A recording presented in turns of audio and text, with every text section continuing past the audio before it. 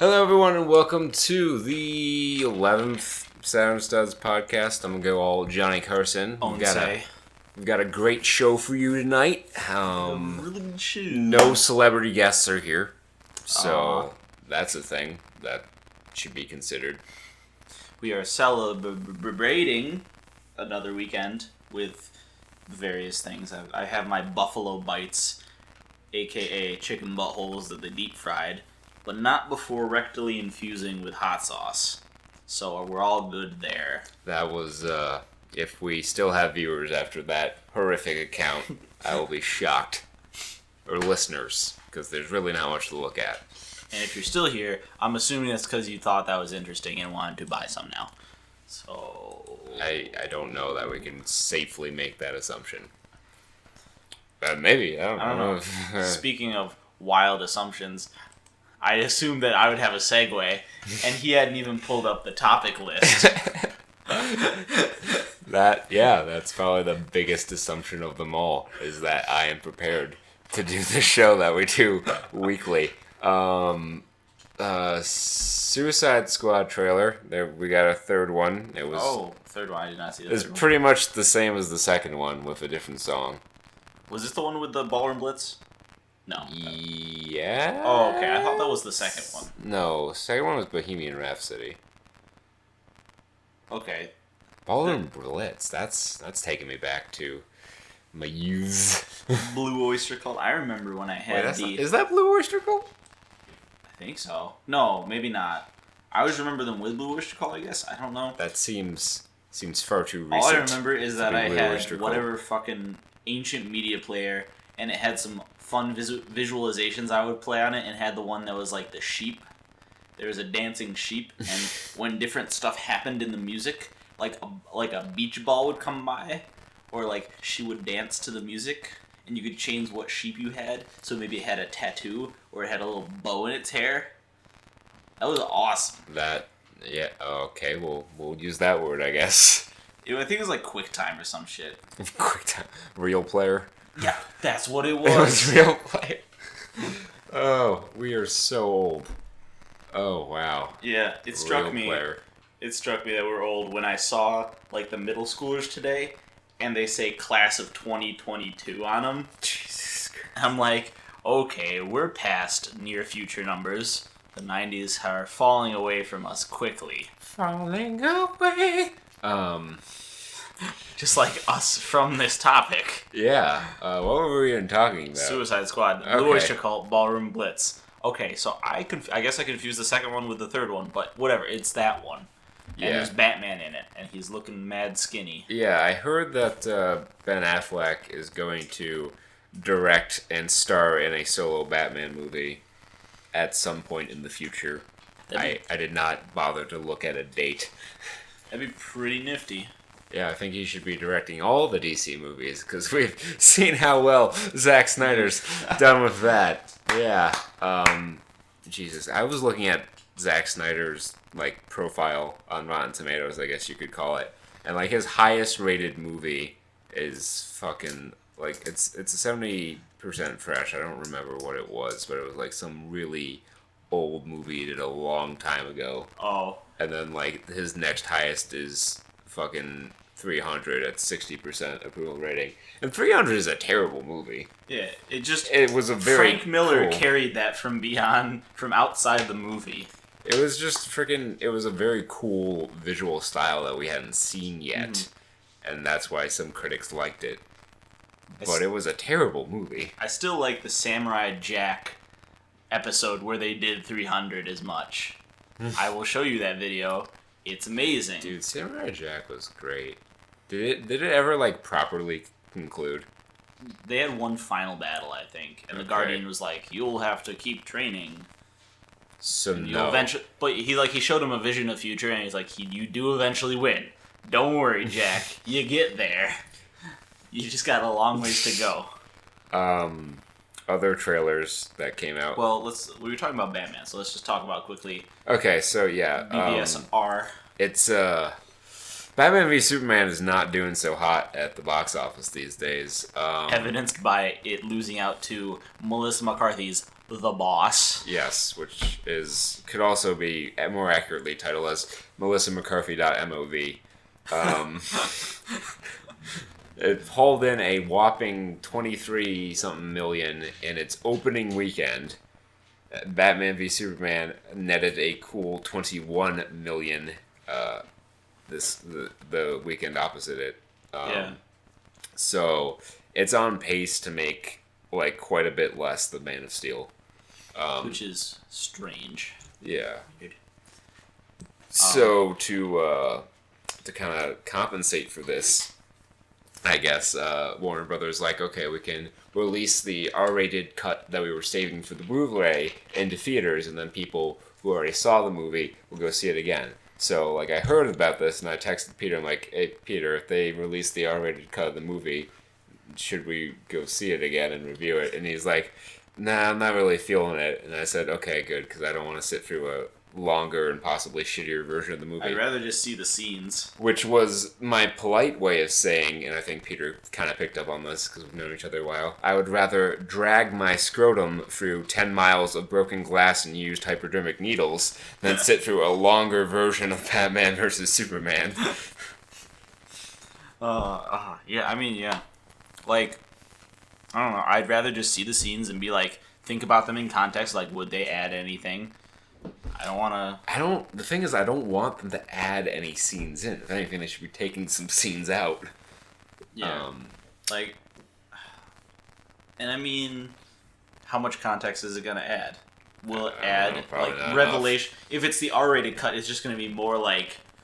I mean, it might be more fighting. Yeah, you might get your want. Maybe. But if that is the case, then we can just go watch the fight scene. Exactly. So... It's a pretty big week for trailers. Doctor Strange teaser dropped. And of course, I remember a day when teasers were shorter than trailers. But this thing was like almost 2 minutes. Actually, it was over 2 minutes long. Mm-hmm. It looked pretty good. It looked like Doctor Strange as I understand Doctor Strange. Mm-hmm. I'm thinking about this now. I feel like there's some Matrix vibes in there. Yeah, I can feel that a little bit. Yeah. Maybe just because Benedict Cumberbatch resembles Keanu Reeves from that era a little bit, but maybe. And then they had a kung fu metaphysical fight scene. Yeah. And that kind of like, oh, okay. And he's a workaday man who's like, I don't know that I would call him a workaday man. He's like the top brain surgeon in Manhattan, or at least that's what he should be. I don't know if they really like explicitly stated that in the trailer or not. I think they might be relying on me being somewhat familiar with Doctor Strange. Yeah. I think they said he's a dude, regular dude, and then he's like, magic. Ooh. Well, the origin of Doctor Strange is he's this brain surgeon. He's a douchebag, big old douchebag, and he gets in a car accident and he fucks up his hands, and he like goes to all the doctors in the world and they can't figure out what's wrong with his goddamn hands, and he hears through some like weird back alley channels about this like, I guess, monastery up in, I want to say, Tibet or something like that. And he goes to them to seek healing, and then they, like, turn him into Doctor Strange. I mean, it's not like that bing, bam, boom. There's some more stuff in there, but that's the gist of... Those are the Cliff Notes. That's the Cliff Notes version. Another trailer that most people probably wouldn't care about would be Godzilla Resurgence, which actually looks fairly interesting. When I first heard about it, I don't remember where I even heard about it, but when I first heard about it, I thought it was a sequel to like the 2014 Godzilla movie, which would have been cool in its own right. Yeah, that's what piqued my interest, and then I saw the first scene of Godzilla. I'm like, that looks a little too low budget. But I'm interested. Yeah, so it's a Japanese-only movie. I don't know if they're not going to do an English dub. Maybe. I don't know. But it's old school, like, rubber suit Godzilla build. I think they're going to do it part CGI, part rubber suit, I'm guessing. Yeah. And it's just typical people versus Godzilla. There's no other monster in there. No. And they put in CGI, but it's on the sly. Like, it's in the movement of his tail and some of the like side effects. I just love that opening shot where the tail's like moving through stop signs without interacting with it at all. It's like, you guys do not have a great special effects budget. Good on you. But that's what I want. Like, these past few big budget Godzilla movies, Godzilla 2000 and this last Godzilla movie. They've missed the spirit of what made Godzilla movies fun. Yeah. I mean, I did like seeing the giant monster be giant monster, but like the budget was too high and had to be too hyped, and then it didn't live up to the hype. But then you get to see Resurgence, and you see how much of that trailer had Godzilla in it. A full, like, more than half, I would say. Yeah, a good had amount. full action scenes with Godzilla in it. And a lot of concerned-looking Japanese people in like tanks moving up and like city wreckage. It looked the trailer was well cut. Yeah, and it looks like there's gonna be like an actual character drama in the background that might actually make sense and not be filler, like Bryan Cranston and other Bryan. Bryan Cranston. Yeah. So some gaming news. I mean, I don't know if this broke this week or not. You want to do one more trailer? Which trailer? Ghost in the Shell. Oh, right, yeah. Or no, it's not. Talk about Ghost in the Shell. I don't think it was a trailer. Ghost in the Shell. But there wasn't a trailer, but there's an announcement that like there's the first image of the Ghost in the Shell being it's being made. The anime adaptation movie is being made. And wouldn't you know who's starring it? Scarlett Johansson in a black wig, surrounded by an entirely Japanese cast. Yeah. Don't know about that one. I kind of had, we talked about this at lunch, and I kind of like shared my thoughts on it. I'm not a big Scarlett Johansson fan, and by that I mean I really don't like Scarlett Johansson at all. But Max Landis, who's a screenwriter, he's John Landis' son, and he has a YouTube channel that I watch his videos. He put up a good piece. The channel's up to my knees if anyone out there wants to seek it out. It's pretty. I mean, some of the stuff's kind of like random, but if you like comic books or wrestling or movies, he shares your interests, and he's a pretty colorful personality.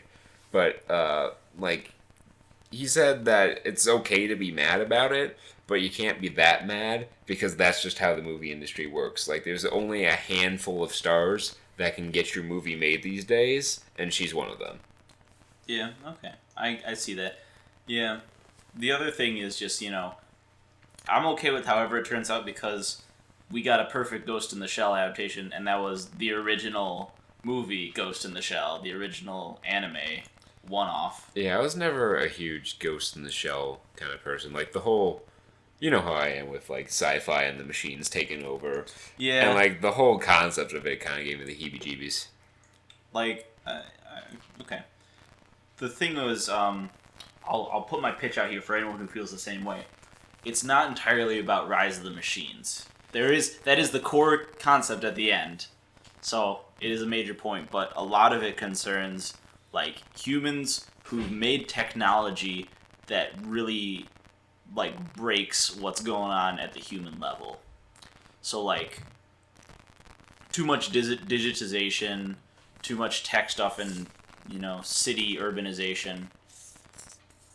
Those are some of the major themes. Just that, like, not necessarily that the machines are taking over, but that the people are becoming... the whole tagline of the series, at least, like, what it was when I'd see the advertisements in my Shonen Jump, was, when machines feel, who's to decide what's human anymore? And, like, that's getting a little too philosophical for me. I'm gonna sit this one out and read my Dragon Ball.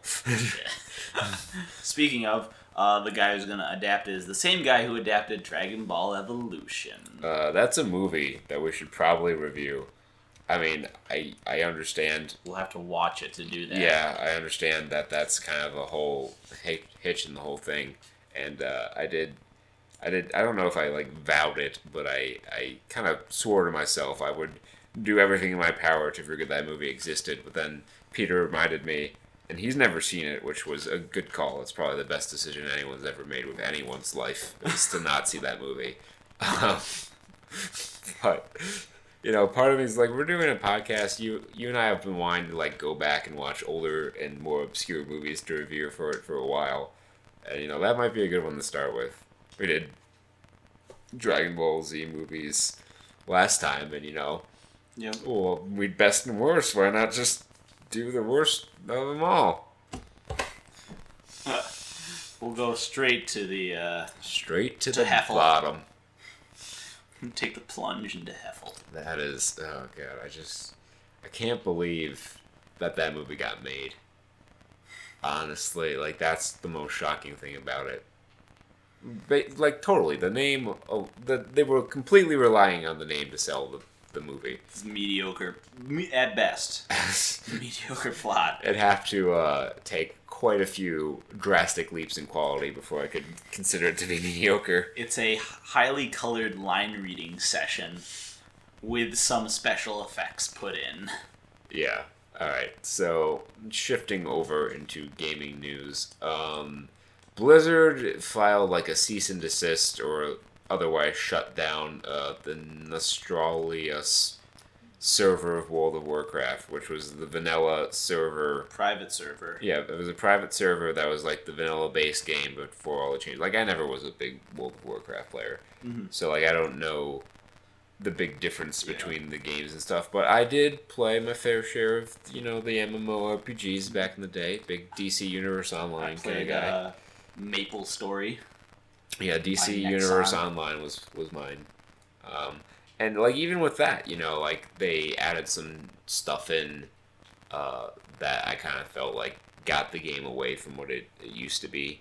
And, like, I don't know, there was just some update where out of nowhere, like, even, like, low people who didn't have great gear or, like, had invested times in the skill points were, like, putting up really crazy damage numbers. Like, not the kinds that people who had properly invested in were, but, like, it's like, I had to put in a lot of shit before I was seeing those kinds of numbers going up. But they didn't, like, change enemy health to compensate. Mm-hmm. So they just kind of broke the balancing. Yeah, and I guess, like, a lot of the new stuff that Blizzard Singular did with World of Warcraft kind of did the same thing. And the server was, like, the haven for people who were OG players who just wanted to play the game that they liked. I feel a lot of the changes that Blizzard made, looking back on it, could be summarized as reeking of catering to filthy casuals. Yeah. And that's kind of what, I mean, that's a valid point. Like, World of Warcraft, for some people, like, they just want to dive into it. That's kind of what an MMO is about. Yeah. Is, like, you should be able to invest stupid amounts of time into it, and you should be rewarded for that. I know a lot of people were complaining about, instant or whatever queuing, like fast travel sort of stuff. Right. Where you could just be guided to your destination. You could just go there.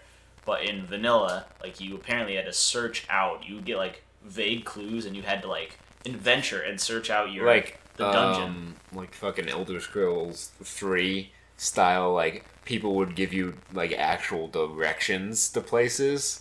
Like fucking MapQuest style. Like, there was no mini-map or, like, nav points or anything like that. It was just, okay, here's how you get to here. Remember and do it. Yeah, so, they shut it down. And the big attention-grabbing post, I think, was JonTron's Blizzard rant. I began to, well, I actually got it from Boogie. Oh, Boogie, yeah. Yeah. Okay. Or Francis, as it were, but, the same person. Right.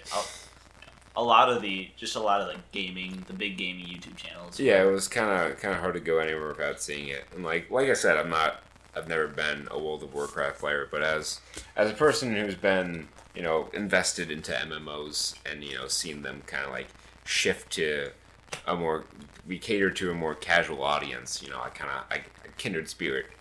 But like no one wants to make a hardcore MMO anymore. I don't know if they don't feel there's a market for it. And that might be true, but like fucking MMO players will drop absurd amounts of money. There is, because vanilla WoW. Yeah. But like these people, and I myself was included in this, will just drop stupid amounts of money on like the smallest things that like will make our life just like 10% easier. Mm-hmm. Oh yeah, the fucking 10% XP increases. I know people who would go crazy for that shit. Well, no, it's not even like that. Like in DC Universe Online, like if you want to change your power, like a power change token was like $10. Right. And it's like, this new thing's kind of cool, and it kind of like plays to what I want to do more. Sure, I'll drop $10 to change this one bit of data about my character. Oh yeah. Crazy on that. Too much shit. Crazy. But yeah, Blizzard, go do vanilla. Go be RuneScape. And bring back old school. Old school RuneScape. I don't even know what new school RuneScape is. It's just fancier graphics and different shit going on. It looks more like a regular MMO. Regular, quote unquote. Different game? Kinda, yeah. Well, you're like, it's just got fancier graphics and different shit going on. So that's a different game where I come from. That's what a lot of people felt. So yeah. They're just like, okay, old school, yeah, go. Alright. Peter and I have been talking about doing this. I was hesitant to put this on the show, but he was rather insistent. Which? We're about to, like, drop a PSA on all y'all asses. Yeah. About presentations and how to not suck at them. I think it's, it's not gaming, comic, wrestling stuff related, but oh my gosh, is it important for everyday life, and how many people do you see get it wrong every day when they're presenting? We've had a string of terrible presentations that we've had to sit through. It comes in the territory of being an engineer, but freaking, oh my god, so bad. Yeah. So we're gonna zoom it down into like even just PowerPoint slides. Because, tip one, if you're really good, don't use PowerPoint. Just have some oral stuff and, have your presentation be good enough where they don't have to, like, look at something the entire time while you're talking. Or better yet, like, have an actual physical thing to reference to. Yeah. But that's, like, tip number tip number one. That's tip 0. Like, if you're above, top presenting tier, we're talking, like, TEDx level. I don't know, I've seen some TEDx things that did not leave me very inspired. Alright, so tip 1. You have a PowerPoint. Don't read off the slide. No. Oh my god. So many people do this. And, like, professional presenters, too. Like, this is their job. Yeah. You get paid to give these presentations. I will tell you it's the most egregious one. Like, it's the worst, and it's so easy to fall into if you're not, like, it shows that you're not prepared and you didn't look at anything ahead of time. Yeah. We had a presenter 2 weeks ago who was talking about some internship opportunity for us, and he read off every slide. Same words, same thing that was coming out of his mouth that was on the screen, and like, yes, we hear your mouth, and we see the screen. They should not be the same information. I, in fact, can read faster than you can talk. So maybe not. Yeah, and then they have to look away from the audience to look at the screen because they didn't even bring notes to read off of that happen to be the same. Yeah, the thing is, like, first off, you shouldn't have the content of your PowerPoint slide be the same as the content of your speech. And the second thing is, you should memorize what you're going to say. Or at least have, like, a Caesar's mind palace of what you're going to say. Now, let me explain that. Oh. Or it's not Caesar, but Cicero.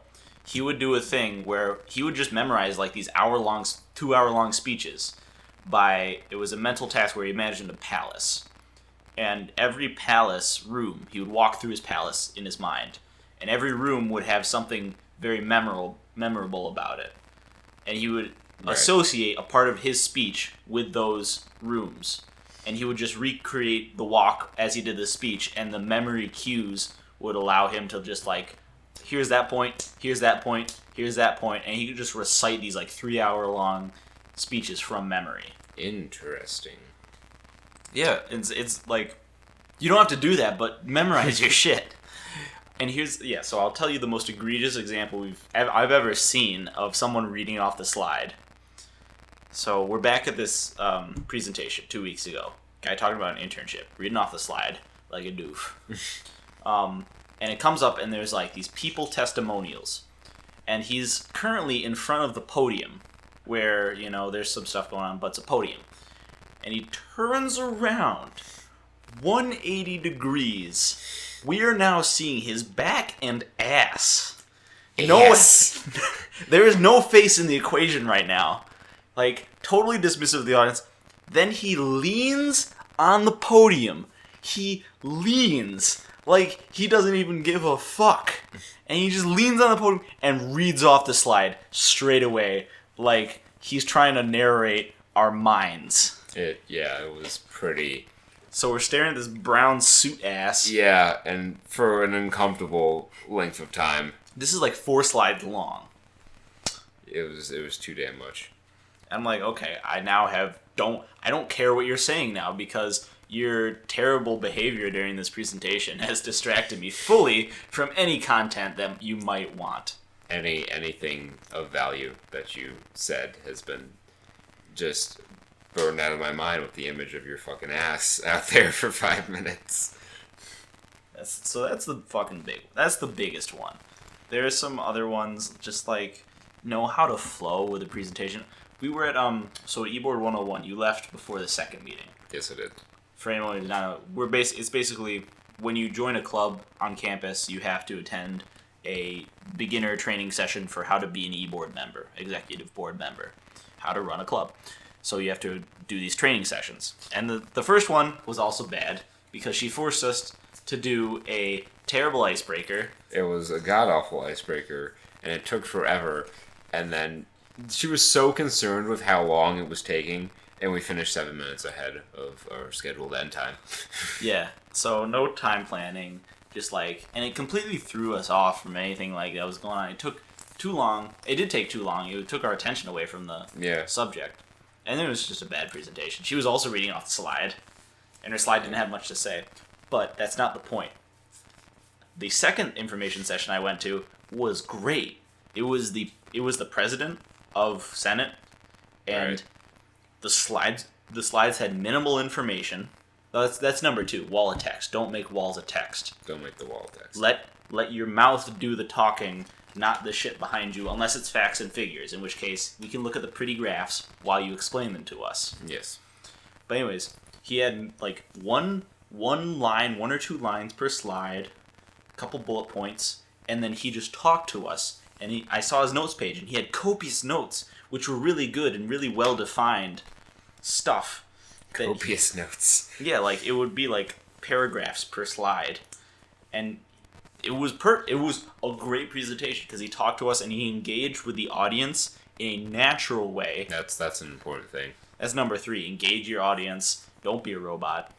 Don't be commercial. Don't make your feature lecture of the year a commercial for a local company. Come on, guys. Yeah. Don't end your commercial that's supposed to be a lecture with a literal commercial for your product. That was a huge step down from last year's lecture. Yeah. Because it wasn't even a fucking lecture. I didn't learn anything. I learned Corning's product line for the next fiscal year. Woot woot. Yeah. I encourage you guys to work on this problem. Why? So you can steal it and not credit me and take the patent away from me? I'm not going to work for you guys.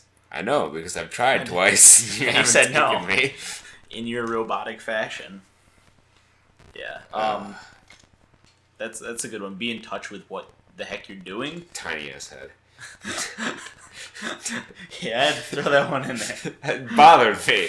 It was like 2 children standing on top of each other's shoulders, pretending to be an adult.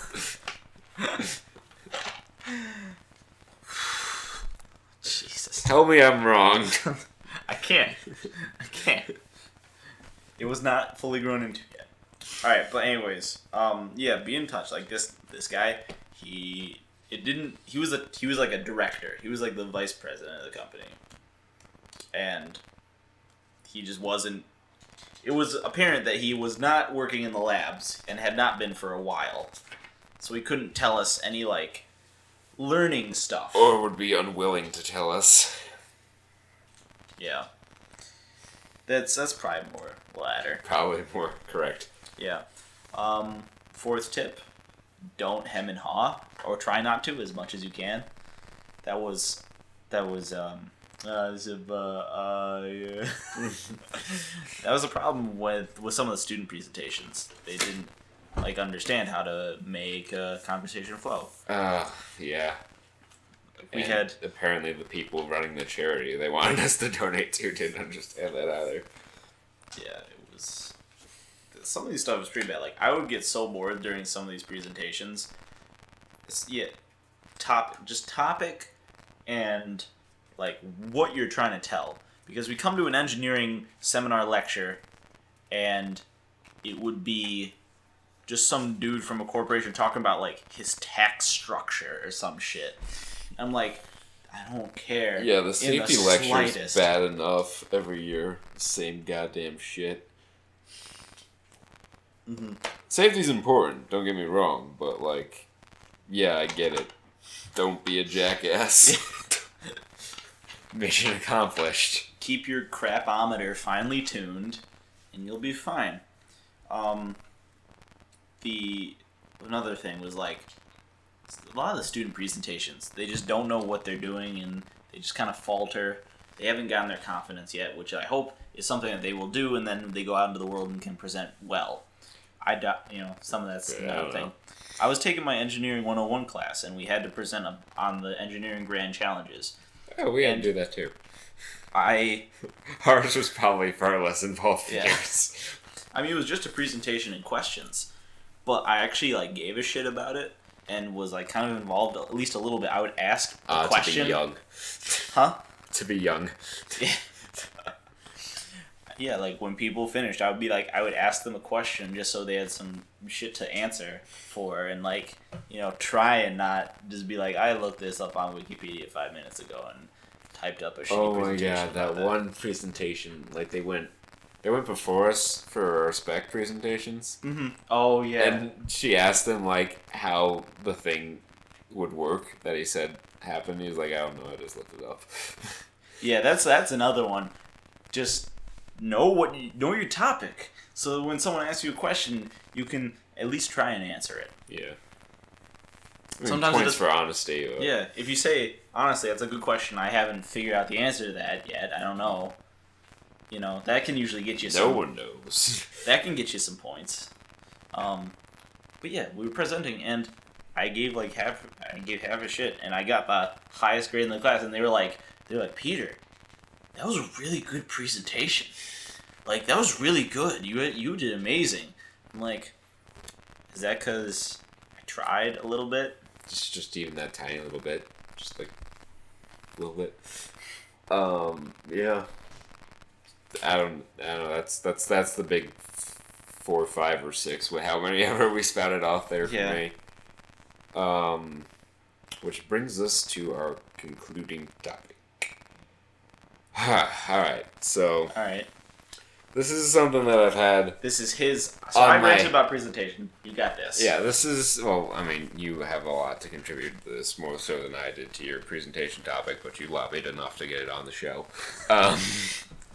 So, like, I know I'm going to catch some shit for this, maybe. Jesus Christ, where was I going with this? I got it. I figured it out.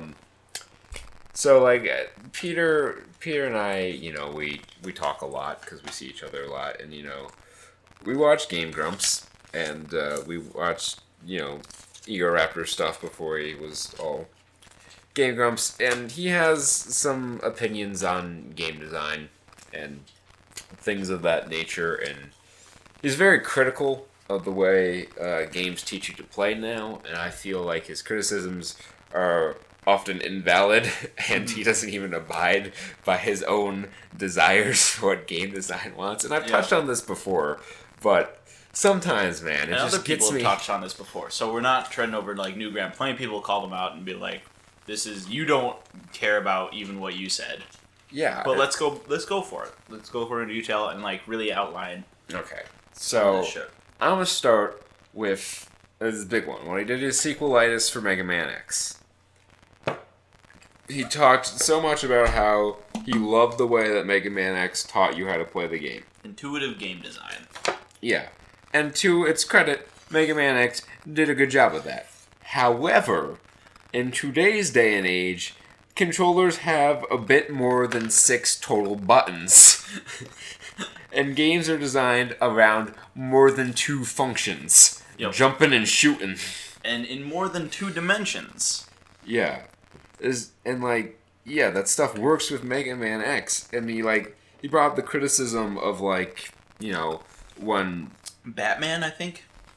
I don't know if it was Batman or not, but when just in general when games cut in to teach you how to do a thing, I'll admit that that's annoying, but he also complained about freaking tooltips coming up on your HUD as you're playing the game. It's like, it's not interrupting you. It's teaching you how to do a thing that you're going to need to do to get fucking further in the fucking game. It's completely non-invasive. You look up, you see, okay, left trigger and B, and I jump over the thing. Okay, got it. Did not disrupt my flow of the gameplay whatsoever, and I now how to jump over things. Because it's left trigger and B. That little non-invasive, non-bothersome text box just popped up and told me that. Yeah. Like some shit, like sometimes Navi, like... Yeah, like that's annoying. I'll admit that that's annoying. But like frickin' like on a loading screen where it shows you like the controller layout and what does what, is that really such an egregious sin? It's like, oh, I prefer to learn by doing. It's like that's fine and shit. But when you encounter something where you get frustrated, you're just like, oh, the game never told me how to do this. I thought you didn't want to be told. Yeah, it's like you ain't gonna learn Street Fighter intuitively. No. It's not gonna be like, okay, I'll punch. You don't even, you just have to have that shit taught to you. Like, I remember when I first started learning to play Marvel 2, which was like the first real fighting game I ever learned how to play with any degree of competency. Mm-hmm. Like, I didn't know what the fuck was going on. Like, I'd go to look up how to do a move in something, and it'd, like, show the motion with the stick, and I'd be like, I don't know what the hell button that's supposed to be. What does that mean? It's like, I don't know what the Z is, and then, like, someone explained to me, it's like, are you 1/2 to 3/4 retarded? You just move the stick in that motion, and you hit whatever button it tells you to hit, and that's how you do it. I'm like, oh, this makes so much more sense now. And from that day, my career was born. As a top fighter. Yeah, it was just fucking... I think the big thing is, like, he confuses what kind of games he likes with what's a good game, and that's a common misconception that a lot of people make about just life. What is good and what they like I are think too easily mixed up. And another part of it is I think he tries to be, like, super pseudo-intellectual with his critiques of game design and such. And, like, you can draw a comparison to me with, like, how I review movies sometimes. Mm-hmm. But, like, at least I can call myself out on my own bullshit. Yeah. Well, I'll play devil's advocate here. He did come in, and he has said a few times, it's like, yeah, I get it, like, I see how I was wrong on a couple of these things. But he still has some of those behaviors ingrained. Yeah, like, when they were playing Sonic Adventure, you know, Sonic Adventure, I'll admit, not the, like, tightest controls, it's not the frickin' Citizen Kane of video games, okay? Right. I'll admit that. But it's a pretty functional video game. Yeah, it's like, if I could learn to play it competently at the ripe old age of 9, I'm sure this fucking 26 or whatever professional, dude who can do all these things. Dude who plays video games far more often than I wish I could fucking should be able to figure out. But no, he is bad at the game, and he blames that on the game and not himself. It's like, it's fucking operator error. I'm sorry that you don't know how to do the fucking spin dash right. It's not the game's fault. Mm-hmm. Yeah, just in some of the not self-awareness kind of rubs on you. And Danny's been pretty good about, like, when he sees that, they miss something critical, he's pretty, like, self-aware of that shit. Yeah. He'd be like, oh, the fan base is gonna call us out on this one. I feel so stupid. Yeah, and it's just, like... I kind of don't, like, good for you, Dan. Sorry you gotta be an apologist a little bit in some of those situations. Yeah, well, I mean, like, he's a rational human being who, acts more or less his age. And then he has to, do a show with a guy who I'm sure is a swell enough person, but has the behavioral mannerisms of a coked up child. No, like I like Aaron enough and all that, but he's definitely my second favorite of the Grumps. And when we start factoring in other people, he drops down the tier list quite a bit. Like, I am a fan. I think my favorite Grump was Barry early on, when he didn't have to be a personality. When he just came in and was good at games. Right. It's like, here's all I gotta do. I won. Barry wins. Fucking yeah, Aaron's just so bad at video games. Yeah. Well, it's like, he's good and he's bad, though. Like, he's good at, like, doing very basic game functions, but he's really bad at figuring things out. mm-hmm. Which is why I think Dark Souls kind of makes a good fit for him. Yeah. Because it's a lot of the things he likes. It's a game he really likes, and it's a good game, too. So they happen to... No? I have some thoughts on the Dark Souls series. Okay. Maybe we'll table that. Maybe we should probably table that for another time. Okay. But a lot of people enjoy it for a lot of the things that Aaron has described about his intuitive game design philosophy. Which is, that you just go and you fight and you die a lot, and eventually you figure it out. And, no one has to help you. You just go for it. And But he can't beat them without help.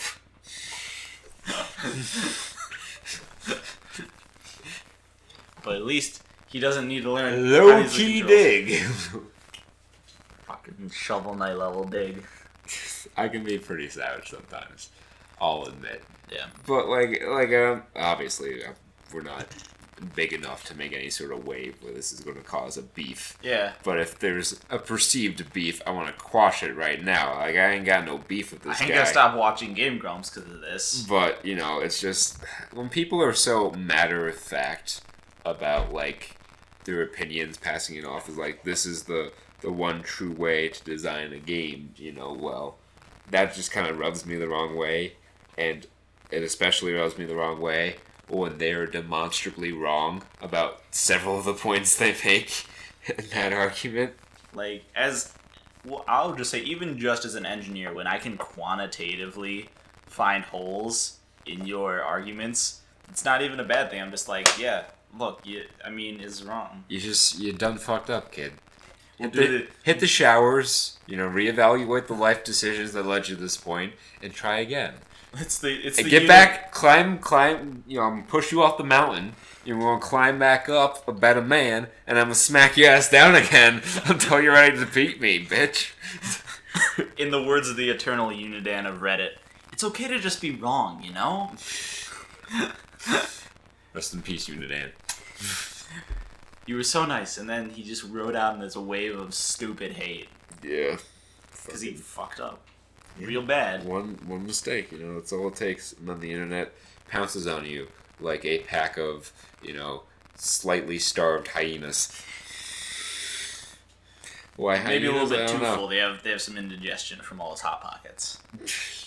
Fucking buy a Hot Pocket, Kurt. I'm scared that if I eat anything, I will literally puke my brains out. Yeah, he probably texts me. He thinks I'm Kirsten. You had the same color, like, on Android, like, if you don't set a picture for someone, like, it's like a empty face colored circle. Mm-hmm. And you and Kirsten are the same color. And I was saying kind of the same sort of stuff. And I just texted her something. We were having the conversation at the same time you and I were having a conversation. And then, like, I saw it pop up, and I'm like, wait a minute, that doesn't make any sense. Fuck. I immediately corrected the problem. And then I sent this nonsense, like this half-sensical text that was like, oh, I was just disguising myself as K-Face over here. I'm like, the fuck does that mean, Kobe Bryant? And then I explained, he's like, oh, well, I did make an error. I'm also 3 mugs deep. Ah, man. I should not be allowed to spend money on alcohol on weeknights. That's why you have people spend money on it for you. That's kind of what happened, because, like, I guess my bank got bought out by a different bank, and now the debit card I have does not work because it's tied to an account that no longer exists. So until such new debit card gets here, I do not have access to my own money. I will have to spend other people's money. And on that note about spending other people's money, I bid you a good night. I'll just say goodnight like a normal person, and thank you for watching. Again, you can email us at saturnstuds@outlook.com. We're on Stitcher, iTunes, TuneIn, and whatever. I think what's going to happen moving forward is that the podcast will be pushed out Saturdays on Saturdays on the auditory platforms with the YouTube video to follow on Sundays because that just works better for me. Don't do drugs, kids. Yeah, don't do drugs unless you just want to be good at sports or have music sound better or food taste better or just generally relax and have fun. Goodbye.